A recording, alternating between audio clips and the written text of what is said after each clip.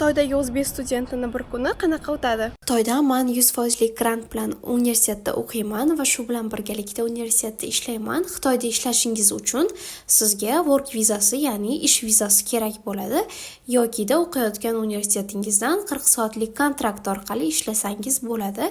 Va aynan men ham hozir o'zimni ish joyimga ketyapman, ya'ni studentlar bilan birgalikda piknik qilishga. Piknik uchun alohida 2 kun oldin poster tayyorlagandim va bugun esa meva va ichimliklarni buyurtma qildim. Xitoyda ovqat va shunga o'xshagan narsalarni buyurtma qilsangiz, shunaqangi qutilarga qo'yishadi va uni siz Alipay yoki WeChat ilovangiz orqali QR kodni skaner qilib, raqamingizning oxirgi 4 ta raqamini terishingiz kerak va shundan keyingina buyurtmalaringizni olishingiz mumkin.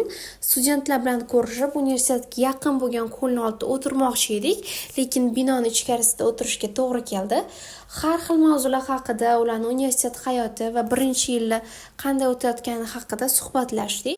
Nima deb o'ylaysiz? Shunaqa gaplashib, o'yin o'ynaganim uchun ham pul to'lashlari kerakmi universitet menga? Albatta fikringizni izohlarda qoldiring. Universitet hayoti va Xitoy haqida ko'proq videolarni ko'rmoqchi bo'lsangiz, obuna bo'ling va bu videoni esa chet elda o'qimoqchi bo'lgan o'rtog'ingizga yuborib qo'ying.